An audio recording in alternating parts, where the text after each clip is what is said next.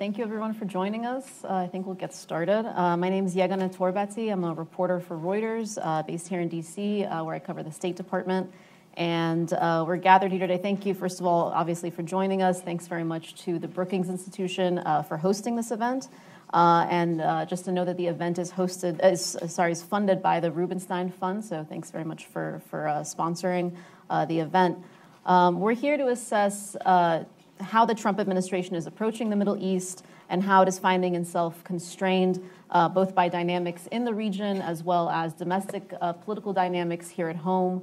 I think we saw during the campaign and the first few weeks of the administration the promise and the expectation of a fairly radical new approach to American foreign policy, and it's good to sort of now, about 6 months in, check in on how that's actually going and what kind of enduring dynamics are constraining that vision for U.S. foreign policy and how it should change. And so we have three of the top experts on both the Middle East and U.S. Political dynamics here to sort of help us work through all this. So I'll just quickly introduce them. You have their bios in front of you. Shibli Telhami, to my immediate left, is a non-resident senior fellow in the Project on U.S. Relations with the Islamic World, as well as the Center for Middle East Policy and the Foreign Policy Program here at Brookings. He has advised the State Department, Representative Lee Hamilton, as well as the U.S. mission to the United Nations throughout his long and distinguished career. John Hudak, to his immediate left, is the Deputy Director of the Center for Effective Public Management and a Senior Fellow in Governance Studies here at Brookings, and he in particular examines questions of presidential power and how that interacts with the administration, personnel, and public policy issues. And then lastly, but certainly not least, we have Adel Abdel Ghaffar, who's a visiting fellow at the Brookings Doha Center, and he specializes in political economy. And so having that perspective, having just arrived from Doha, especially a part of the world that's very much a big topic right now and a very complicated issue for the U.S. is going to be really valuable. And so let's just get into it because there's a lot to get to. So Shibli, I wanted to start with you. So can you sort of give us, you've had a broad experience throughout your career of both helping to shape and also analyze U.S. policymaking when it comes to the Middle East. What actually is the power of a U.S. president or a new administration to change the dynamics in the region? Thanks, and thank you all for coming, and happy to be part of this. Let me make three broad points about that. One is about the power of the president versus allies in the region. This president is not the only inexperienced president, and let's be fair, we don't know what the policy is. So we're speaking in general about the capacity of a president to influence events in a revolutionary manner in international politics, particularly in the Middle East. And he is an experienced president, but he's not the only one. He does have inexperienced advisors, but he's not the only one who's had inexperienced advisors. Still, there are hypotheses that we can pull from the history on this. The more the president tried to assert independence from the national security agencies or national security bureaucracy, State Department, Defense Department, intelligence community to put their own personal stamp on foreign policy, particularly if they're experienced, the more they're vulnerable to being manipulated by outside powers. And this, I think you can broadly understand that any president, including experienced one, are open to being manipulated by outside powers. There are a lot of reasons for it. One reason is that, frankly, even when we assert that something is a priority for us in policy terms, like ISIS or Iran, none of this is really existential for us. It's an important policy, but it's not going to be something that is existential. For the rulers of the Middle East, these policies are existential policy. They live and die by them. They know the backyard better than we could ever do. Every single day, that's their focus. They wake up in the morning thinking about it. They go to sleep thinking about it. And it's sustained. It's not like, we can have attention span of sometimes one issue overtaken by another. It's sustained. And therefore, they have more capacity, actually, to define in the relationship a course that could be sustained over time and undermine what we want to do. But it's especially true when the president is inexperienced, his advisors are inexperienced, and he's trying to assert independence from bureaucracies that have a historical memory. And so in that case, what happens? Leaders overseas read the president's vulnerabilities, not just his inexperience, but his political vulnerabilities, and in the case of Trump, even personal vulnerabilities. And they basically make they make trade. They play to those. For example, just to look in historical perspective, if you look at John Foster Dulles in the Eisenhower administration, he goes to the Middle East. Eisenhower says communism is the big story. The Middle East didn't see communism as the big story of the day, but they knew that's what he needed politically. So they give him what he wanted in order to get American support. So you get the Baghdad Pact, which was for them essentially dragging the U.S. into their own regional fight. And for him, it was to score points on coalition on communism. When George W. Bush, after he went into Iraq, discovered there were no weapons of mass destruction, it became all about democracy. It became a political issue. He needed the win. You needed to show he's doing progress. So rulers will do something, give him a fig leaf. They will do municipal elections or whatever, and he will claim that he's gotten that. And so here you have a president who goes in with the aim of, going ISIS. He knows that's priority, at least according to public opinion polls that we conduct, priority for the American public, trade, jobs. He goes in. They understand that. They give him what he wants. They give him the trade deals. They give him the rhetoric. They give him the terrorism rhetoric. And they can define what that means for him because he's not able to define it as well. So there is that risk for sure, and I think that's part of what we're witnessing now. The second point I want to make is that there has to be a differentiation between presidential personal priorities versus national security priorities. Now, every president comes in with their own agenda, and they want to define national priorities. Obviously, sometimes those are defined by where the public is, but they know that they have the power to, in a way, define those priorities. Now, in this, if the president has a personal priority that is not conceptually tied to national security priority, they're bound to fail, and it's much easier for foreign actors to manipulate him on that issue. The Israel-Palestine question is a very clear case where this isn't priority for the American public. It's not even a priority for the region except for the Israelis and the Palestinians. It's not a priority defined by the national security bureaucracy of the United States. The president says, I want to do it because I want to do it. And this is his pet project. So I think he's bound to find at some point, unless he ties it to a national security priority and persuades the American public that this is really important. I doubt that he's capable of doing that. He's bound to fail, or at least, people will exploit his political vulnerabilities on it to their advantage.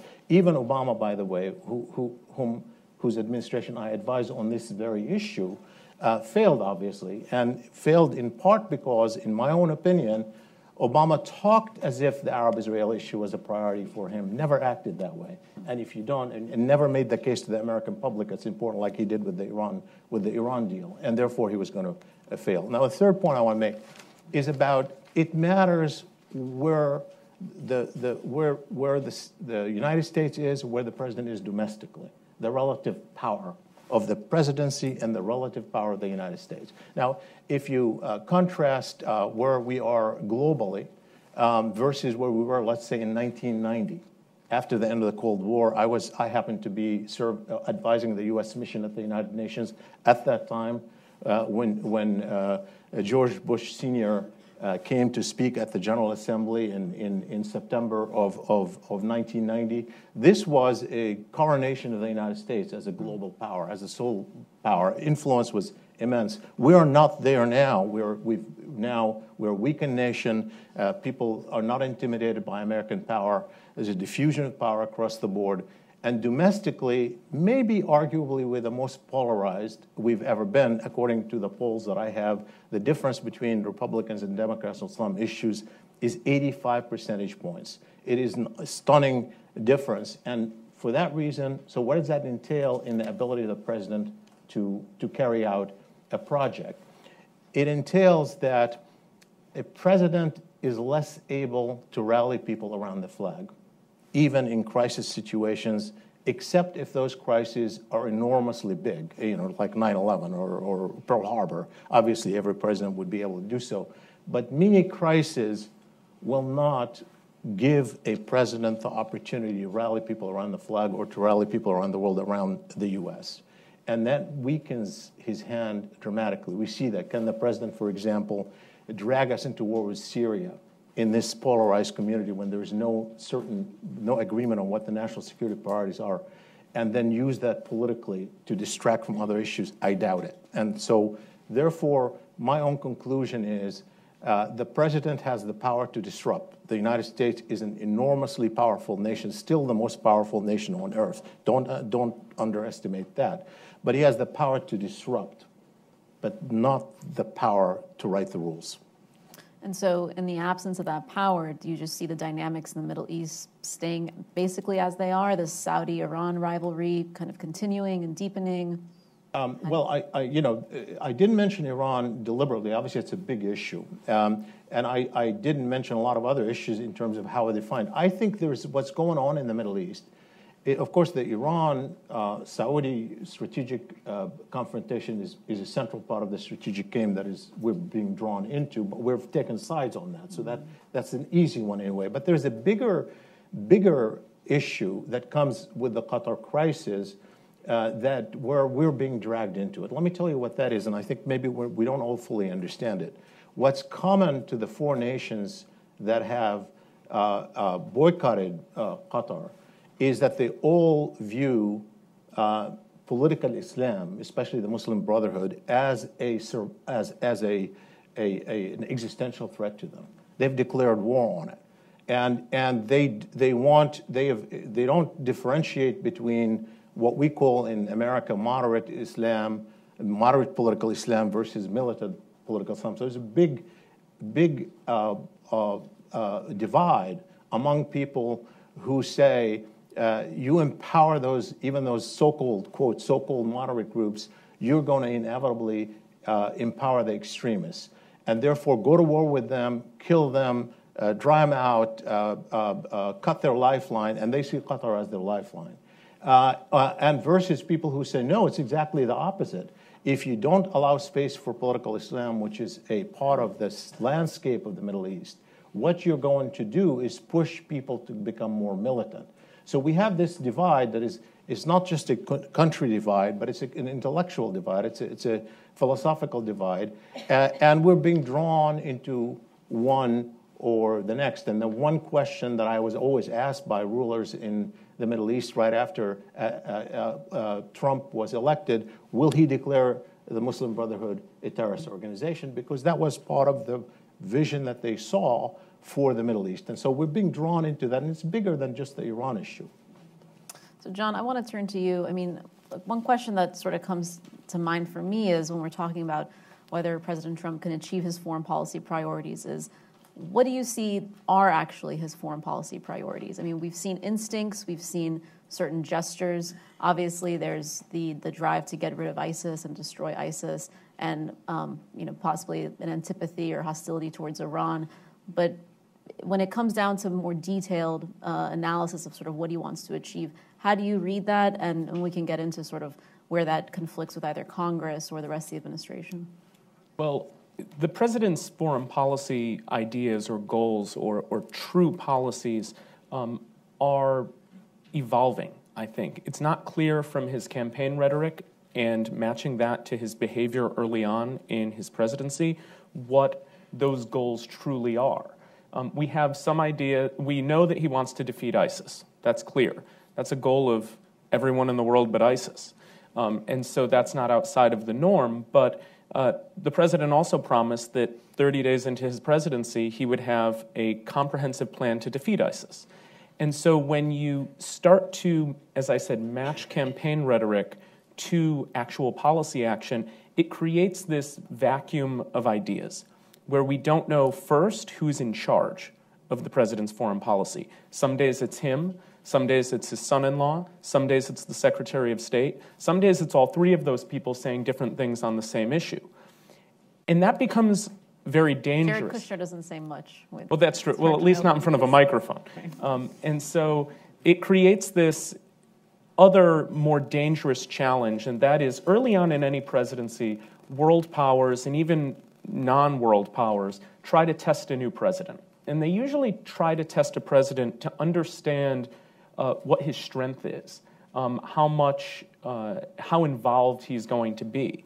In this case, President Trump is being tested for that purpose, but he's also being tested so that allies and opponents of the United States try to get an idea of what he wants. And I think the boycott of Qatar right now is an example of four nations trying to see where the president stands. His policy is clearly driven by economics, it's clearly driven by trade, but the drivers of a policy don't necessarily tell us what the outcomes of that policy will be. And so you have a president who has led a very unitary existence. As a businessman, he's run a company in a singular way, not answering to a board of directors. Essentially what Trump wanted in his business career, he oftentimes got without having to deal with a corporate bureaucracy. And as Shibley said, now he's in charge of the American government, one of the most comprehensive bureaucracies in the world, and he's resistant to it. He's uncomfortable by it, as anyone would be uncomfortable who never really dealt with a structured bureaucracy beneath them before. And so you have a president who was successful on the campaign trail by being himself and doing whatever he wanted to do, regardless of what his advisors told him, regardless of what the media said, regardless even of what custom in American politics was. And then add to that, you have a president who as a candidate was wildly successful because of rhetorical flourish.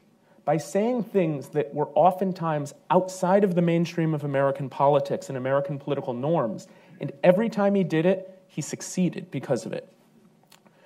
Well, as president dealing in foreign policy, that is the most dangerous thing you can do, is go outside of those norms and try to disrupt too much. Disruption is a very good thing in foreign policy if used correctly, but as we've seen over the past few weeks in particular, when a president's foreign policy team is not even on the same page, our allies don't know what we're doing, the American public doesn't know what we're doing, our opponents don't know what we're doing, which in some cases has some positives, but most importantly, it appears that the president doesn't know what he's doing. That translates not just to process, but it also translates to these outcomes. So again, beyond, as Shibley said, wanting to solve Middle East peace, the ultimate deal, as he called it, and defeating ISIS, it's not clear what the minutiae of his goals are. And 6 months in, you'd think we'd have a little bit clearer of an idea, but still, we just don't know on a lot of issues, and that's scary.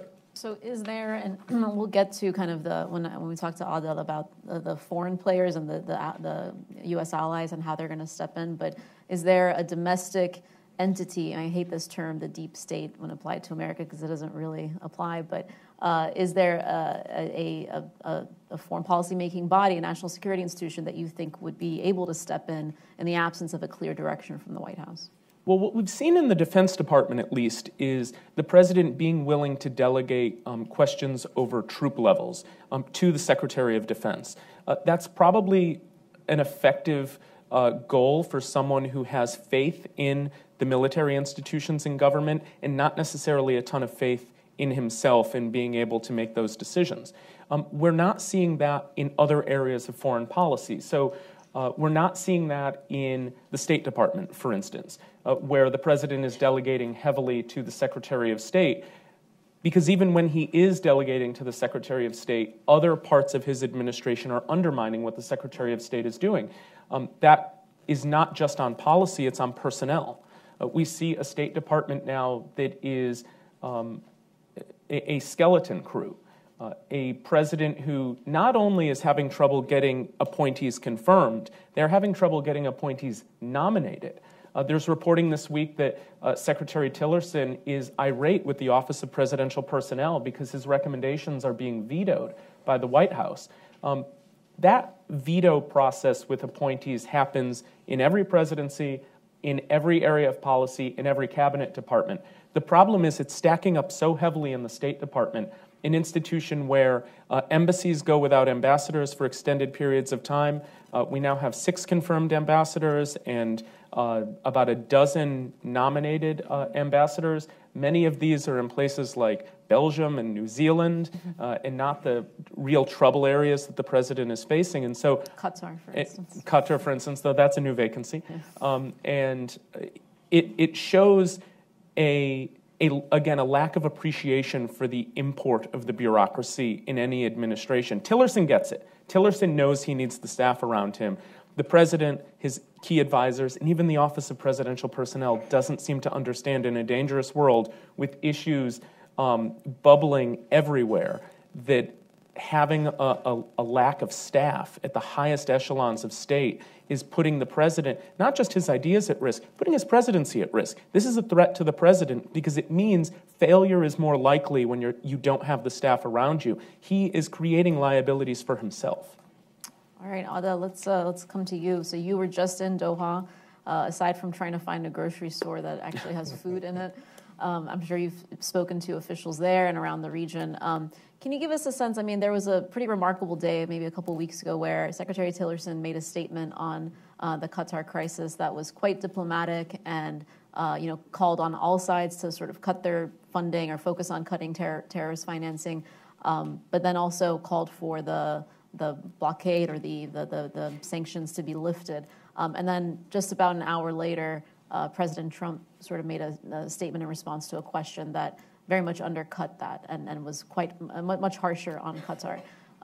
In the region, among the Qataris or among the rest of the GCC, who do they listen to when they hear these conflicting views? Which views are they taking more seriously, and how are they kind of assessing what U.S. policy is?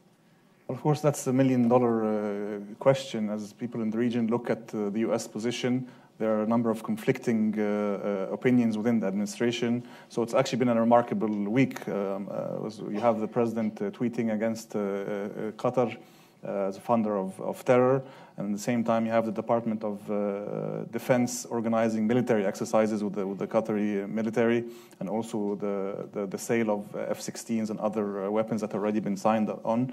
And you have the State Department also advocating for more dialogue and trying not to take sides, and asking for the list when there was no list, and then when the list was presented, saying that the list should be more realistic. So, of course, people in the region are trying to gauge what's happening and see where actually where it will fall, the chips will fall. I think from my sense is that the position of the Department of Defense would be the most important, because the DoD has long-standing ties with Qatar, and the Udeid base is actually quite important in terms of U.S. projection of power in the region, in terms of central command, in terms of not only that, but actually the base itself, in terms of its setup, in terms of its sorties to ISIS and so on. So there is a sense perhaps that let the president tweet, but let's deal with the Department of Defense and State. And, what about the rest of the Gulf? Like, how are they kind of reading what's... Well, it seems that, of course, that the Emiratis and the Saudis have a direct line to the administration, and are betting on continuing their escalation with Qatar, because the demands have been said. The 10 days are almost about to run out, and there could be a further escalation in terms of the economy, further economic embargo, or further, even down the line, a military type of escalation. In terms of the economy, which is my area, the political economy, the first couple of days was a bit of chaos in Doha. People scrambled to the supermarkets, and my supermarket ran out of chicken and milk specifically, because those come from Saudi. But the government, the Qatari government, has worked very hard to resupply and restock the supermarkets from Turkey and from Iran.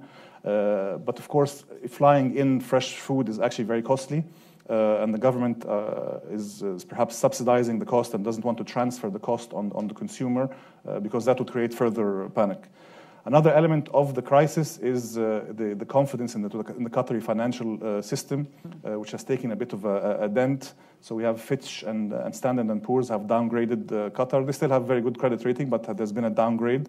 So again, this undermines the confidence in the financial system, and will mean that the Qataris will, if there is sudden withdrawals from the bank, that they will have to recapitalize the bank and recapitalize the banks and recapitalize also foreign currency.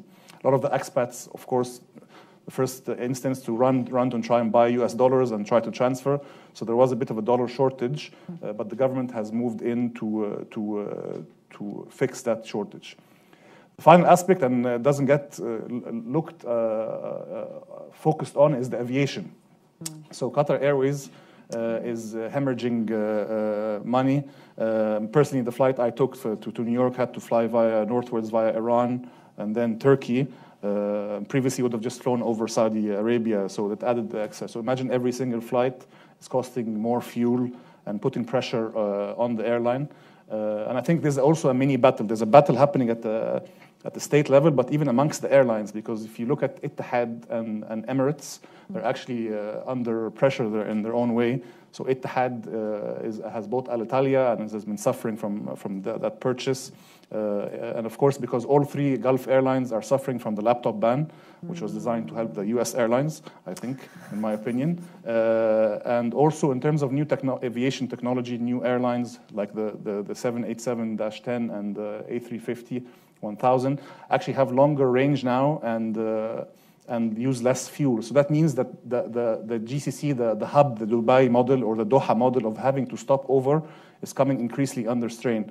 So actually all of the three airlines will be fighting for a dwindling market share.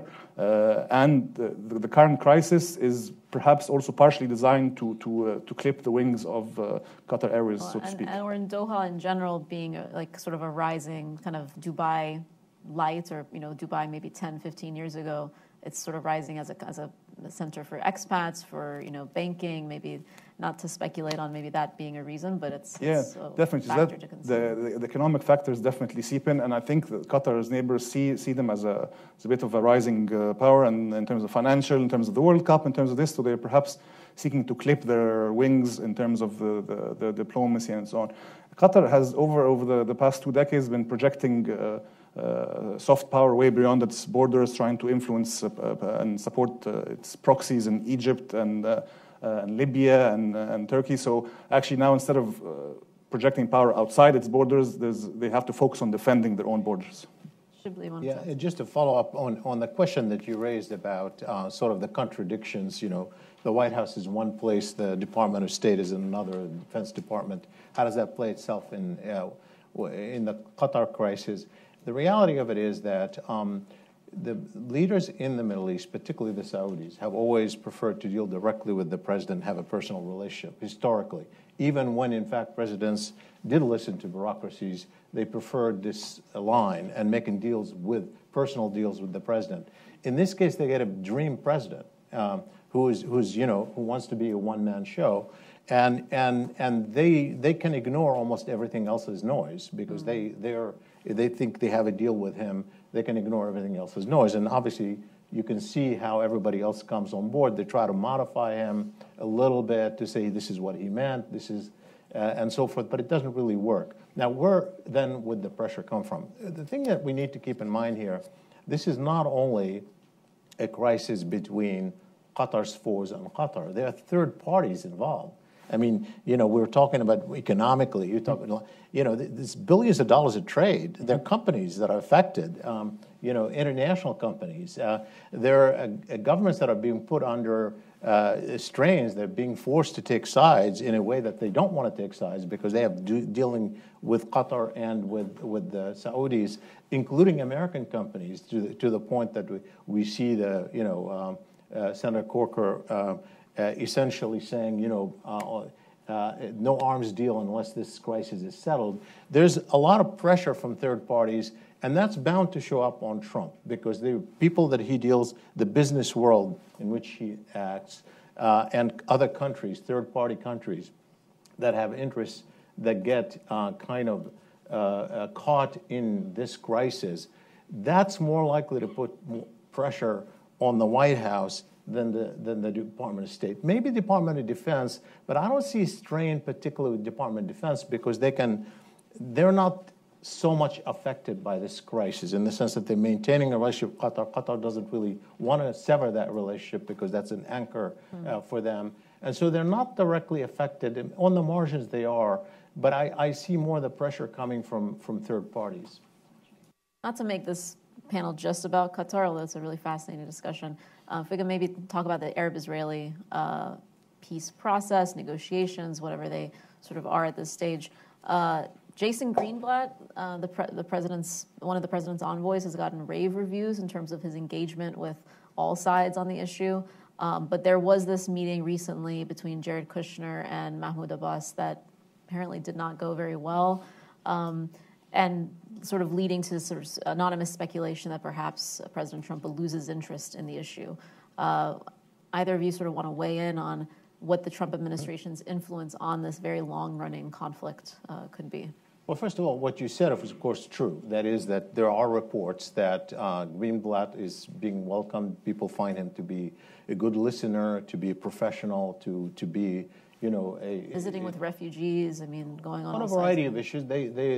He gets good reviews. Kushner has not, and certainly the report about his contentious meeting with Palestinian leader Mahmoud Abbas, where he was, at least the media says, he was accused of taking essentially Netanyahu's side of the equation. It's true. I think all of that is totally irrelevant because ultimately you got one man who's making the decision, that is Donald Trump, and where is the pressure going to come from? So from my point of view, as I've argued, here when we released a poll on where the Americans are on the Arab-Israeli issue, in the end, where is the pressure going to come in? You have a strategic situation on the Israel-Palestine question where Israel has the upper hand. They occupy the territory, they have the power, the Palestinians are weak and divided, where the Arab states are distracted by their own priorities, where Israel-Palestine is not a priority for Egypt, for Saudi Arabia, for the UAE, for Qatar. They have multiple other priorities right now. And so when, in fact, the Arab Peace Initiative was initially proposed by then Crown Prince Abdullah of Saudi Arabia in 2002, then adopted by the Arab League, it was thought that the Arabs would bring in leverage to weigh in on behalf of the Palestinians, that would offer the Israelis, say, if you make concessions with the Palestinians, we're going to give you trade, we're going to give you full peace, as an incentive to the Israelis. Not a bad idea. It was a thought, it was a good idea. It obviously wasn't adopted. By the time Trump came to office, the idea may have been actually suggested by Benjamin Netanyahu much more than by Donald Trump, as was sort of hinted at in the news conference when Netanyahu came to office, in large part because now the strategic picture has changed so dramatically that the Arabs of the Gulf particularly, who don't have peace with Israel formally, have been cooperating with Israel behind the scenes strategically. Their priorities have shifted. They have a coincidence of interest over Iran and so forth. And they desperately want Trump on their side, that the Israelis think that Trump actually can get them to get the Palestinians to make concessions, not the other way around. So that they are not going to weigh in to bear weight on behalf of the Palestinians. So where is the pressure going to come from? The president himself we know how he governs. He has been catering mostly to his base. This is his strategy since from his inauguration speech. His base is entirely on Benjamin Netanyahu's side. I wouldn't say Israel's side. I'd say the right-wing side. In fact, in the polls that I've conducted, when you ask Americans, whom among world leaders do you admire most?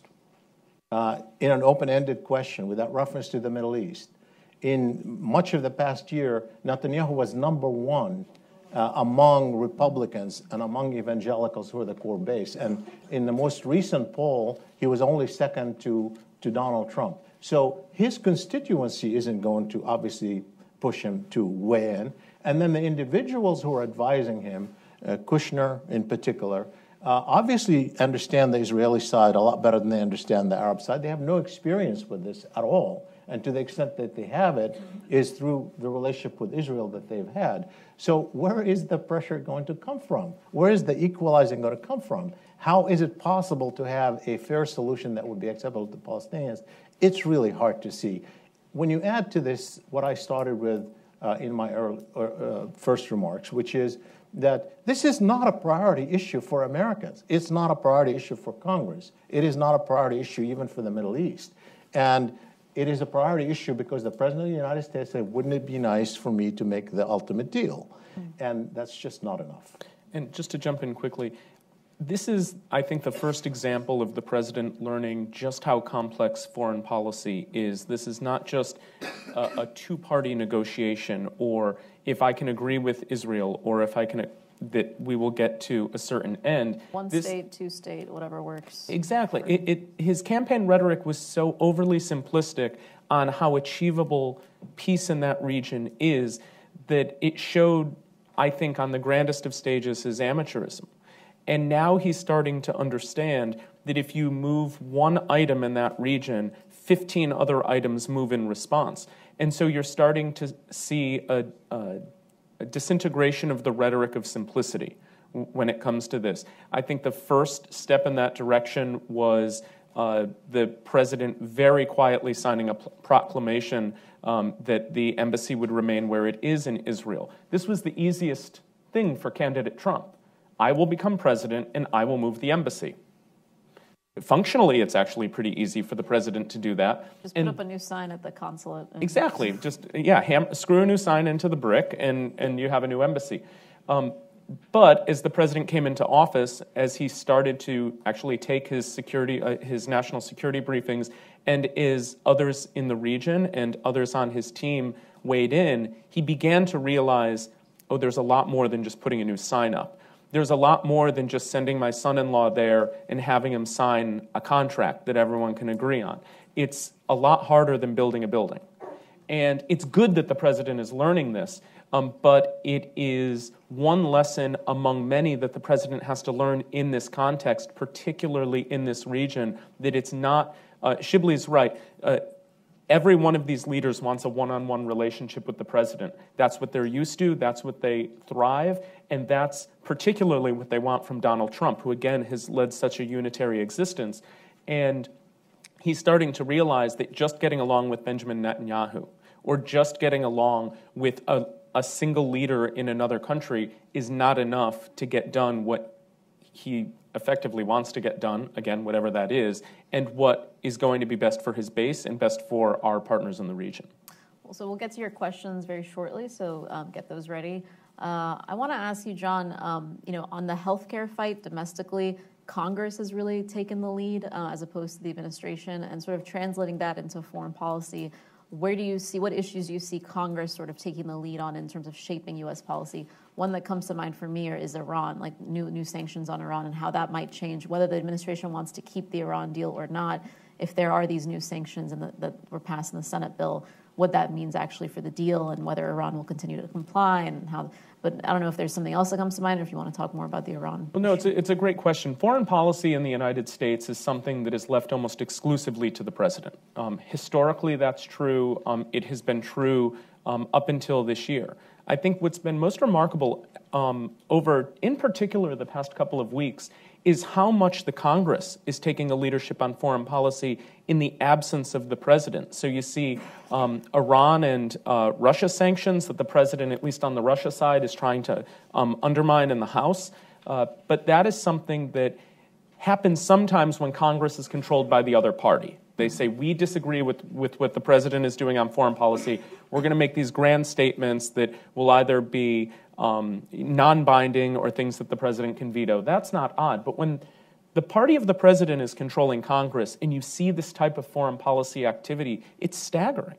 It's shocking, and it shows a real discomfort in Congress with what the president is doing. You see the Congress coming out with a resolution supporting Article 5 in NATO, because they didn't feel that the president did a good enough job. Even after a couple of weeks of getting slammed in the press, he finally made a statement that supported this.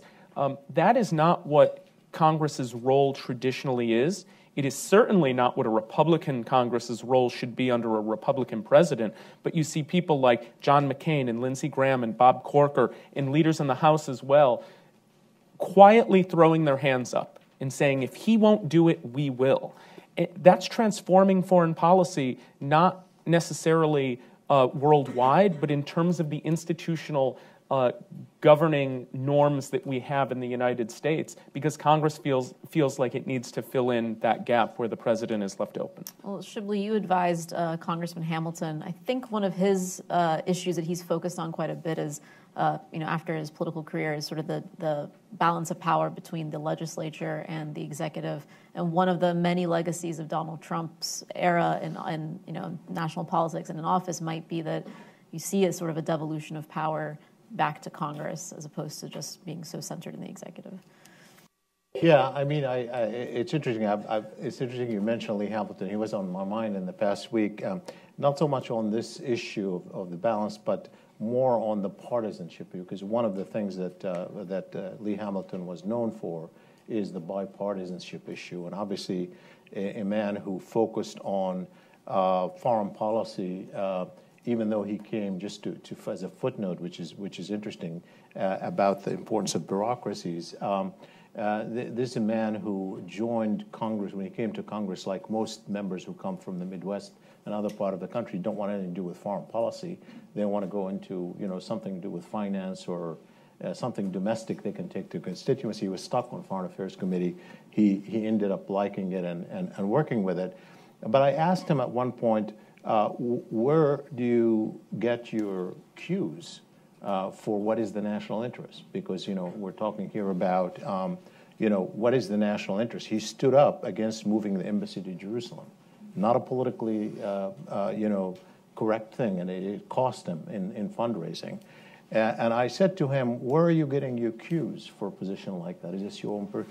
He said, no, I get my cues by talking to the bureaucracies, the national security bureaucracies, the Defense Department, the State Department, the National Security, the White House, my colleagues, and I make an assessment based on the information I have, and I try to make that independent.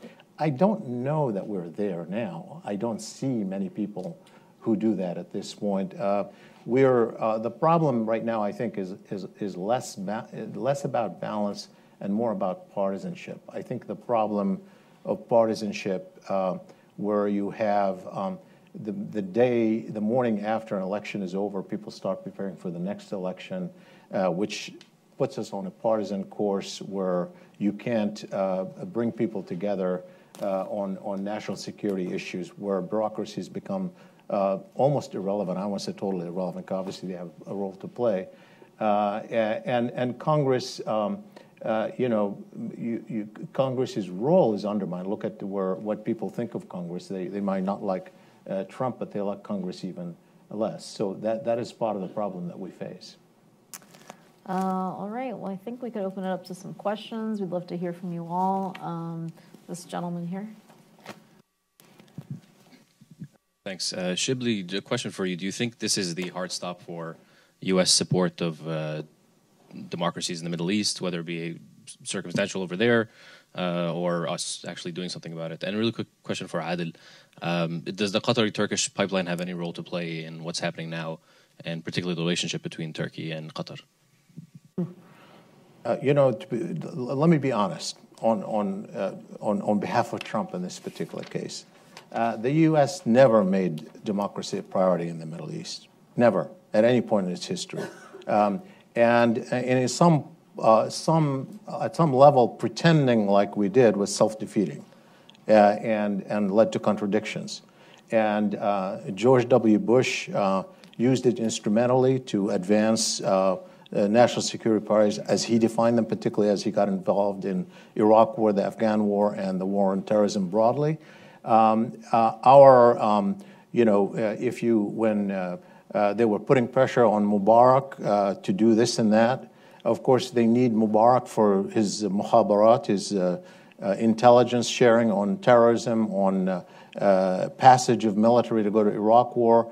And all of the other stuff that we're doing on democracy is minuscule in comparison to all the strategic picture that we have. So this has never been a priority. It doesn't mean that the public doesn't think that it should be, but even the public, when you ask them, in what should the American priorities be in the Middle East, and they give you the ranking, they will give you fighting ISIS or confronting Iran or fighting terrorism broadly or trade or whatever it is, much more than democracy. So and so the fact that Trump isn't making it a priority outwardly or not talking about it doesn't trouble me as much. I don't want to say it doesn't trouble me because I think that at some point you still have to put it out there because, it's also about identity, who we are, and even if you try and, but I really don't think there was any episode in American history that I know about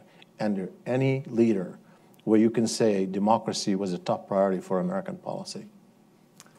Yeah, on the question, definitely, again, another layer to this conflict is the LNG aspect of it and the close relationship between Turkey and Qatar, and Turkey sending troops and so on, and to help support diplomatically, at least, the Qataris. And on the other hand, we also have to look at developments in North Africa, in Egypt with the Zohr gas field, and in terms of the finds that are in Egypt and in Israel and Cyprus. So there's another axis there developing that's seeking to get Cypriot gas to be processed in Egypt in the Idku and Damietta facilities that are currently idle. So we have a situation by which parts of the region are actually in a direct competition to supply European markets and see who gets there first and at the cheapest price. Another further complicating matter, of course, is the relationship that Qatar has with Iran, because the biggest gas fields are shared actually on the border. So that's why Qatar is in a catch-22 situation, having to decide to fall back into the GCC fold or continue its relationship with Iran and continue developing its relationship with Iran. So definitely the LNG space is something to watch out in the next period as the Qataris decide between perhaps having diminished part of the GCC and moving towards Iran, or falling back and falling in line with the GCC position. Question. Yes, sir, here.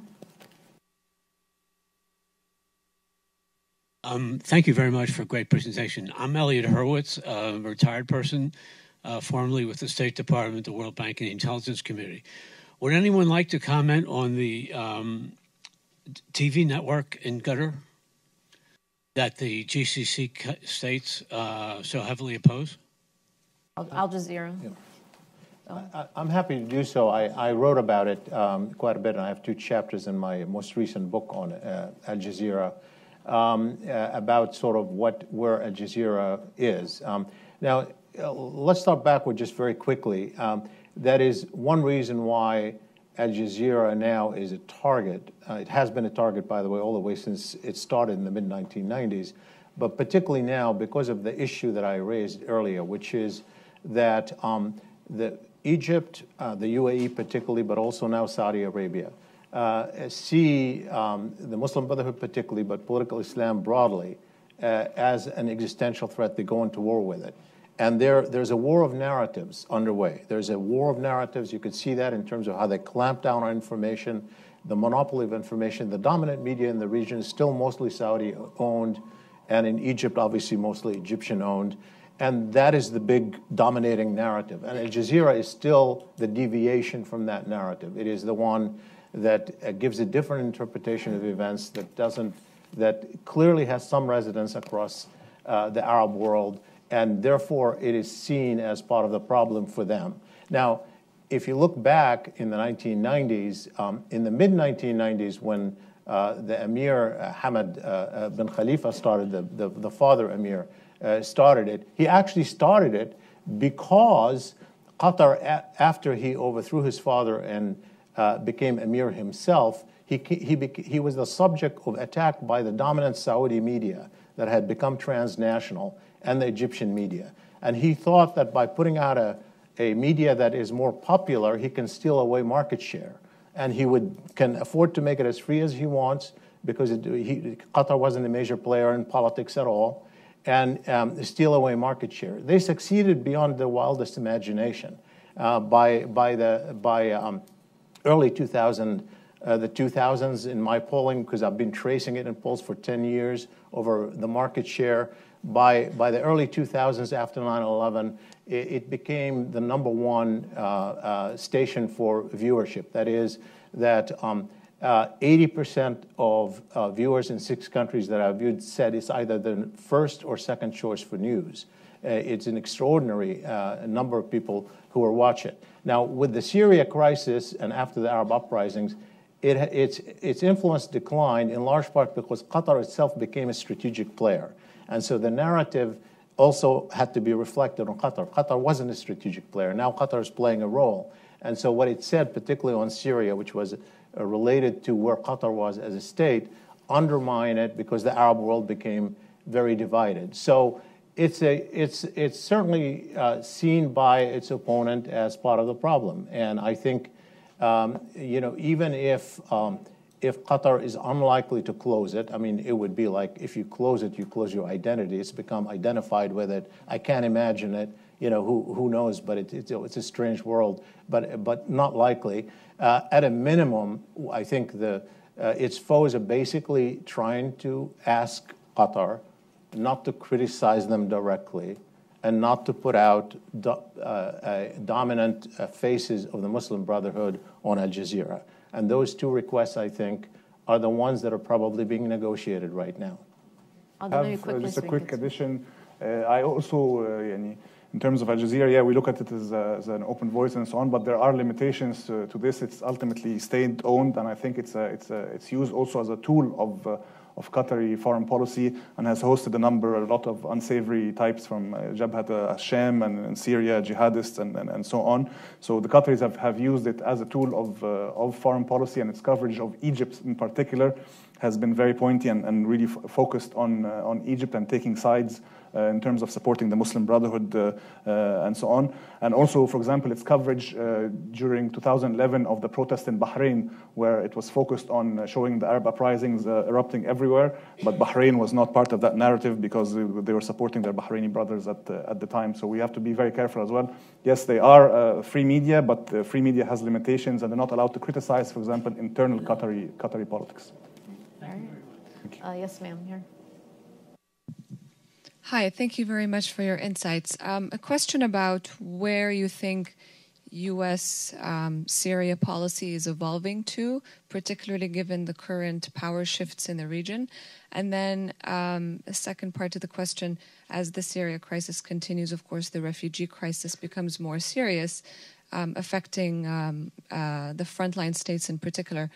This is one policy that seems in line with campaign promises, but how do we see this moving forward as that challenge becomes more global? Thank you. On the Syria thing, I mean, something that didn't get a ton of attention as much as it should have, possibly, is that the U.S. shot down a Syrian jet a few weeks ago. That's a pretty major step, so who wants to address that? I'll touch on the last part briefly on refugee policy. I think you're right. This is a problem that is obviously growing. It is hurting Syria's immediate neighbors the most, or they're taking on the largest burden.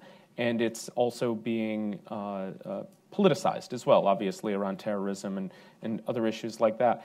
Unfortunately, I don't think it's a dominant interest of American foreign policy to deal with the refugee crisis, in large part because, A, we've never taken many refugees from Syria, despite presidential campaign rhetoric, and second, that clearly this president has a lack of interest in increasing refugee taking at all, and in fact he's interested in decreasing it.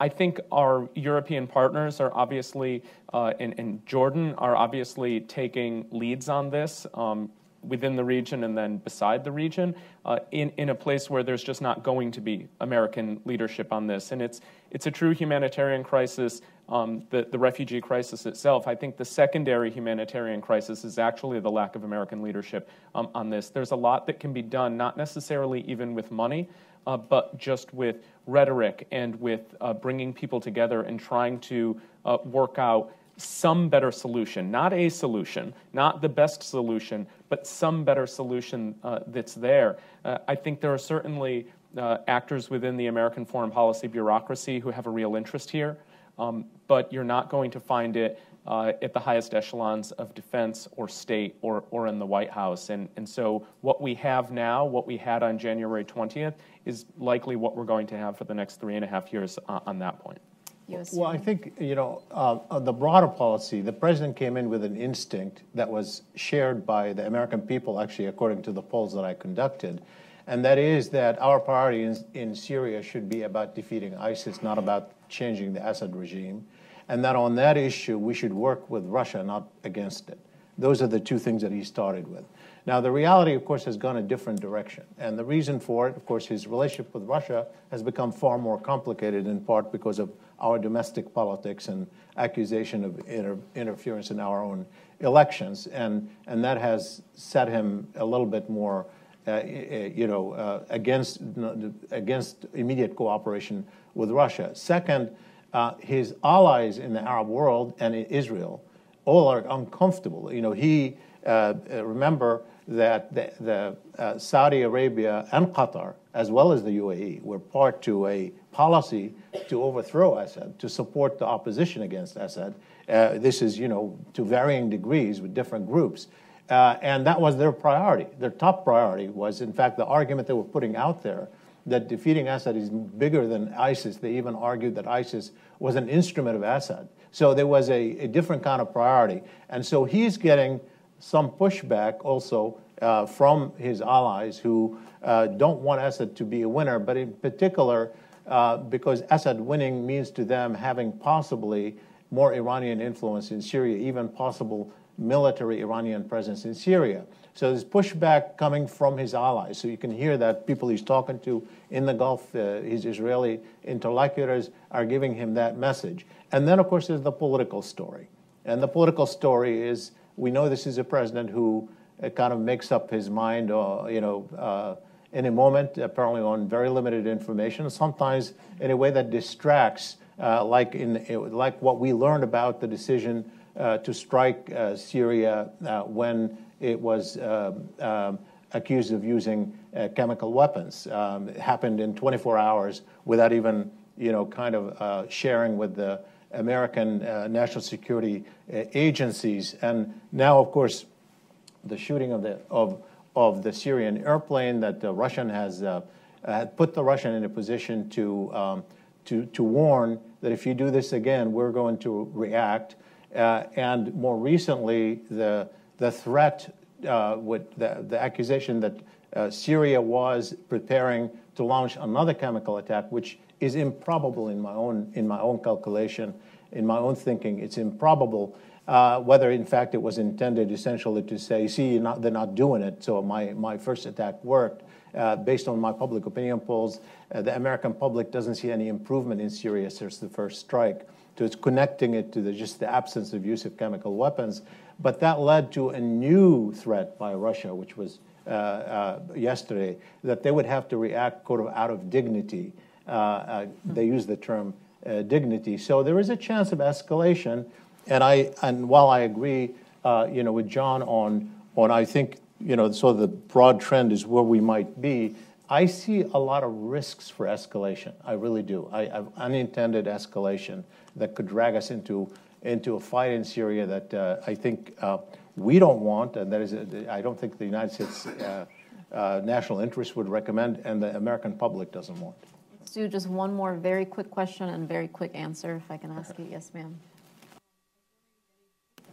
Karen Gagliano, I was wondering if any of you could comment on Secretary Tillerson's role in the Middle East and in general in the Trump policies. Secretary Tillerson. Karen, thanks for your question. Obviously, the Secretary is well positioned to be able to conduct business in the region. Given his private sector experience, he knows a lot of the players in the region, and so while he's fairly new to foreign policy as we traditionally understand it. Dealing with Russia and dealing with the Gulf region is something he's probably better cut out for than dealing with Latin America or sub-Saharan Africa. And so in that sense, that's a real positive for a foreign policy newcomer. What he needs is two things, and I mentioned them briefly before. First, he needs the staff around him that he wants and he believes will help him conduct America's foreign policy. That includes ambassadors, it includes State Department staff and others. And second, he needs support from the White House for both his policy goals and even his words. Any political appointee, from the lowest level to the highest level, is damaged in immeasurable ways by a president who undercuts him or her. And Tillerson, Secretary Tillerson just seems to be on the short end of the stick continuously from the people who he should be working closest with and who should be supporting him. And so until those things fall into place, the State Department is going to be a rudderless ship with a captain at the helm who has tremendous opportunity to steer, but a total inability to do so because of what is under the surface. We covered a lot of ground. I'm sorry we couldn't get to all the questions. We're at the end of the hour. Thank you all so much for coming. Thank you to our panelists. Thank you. Really appreciate it.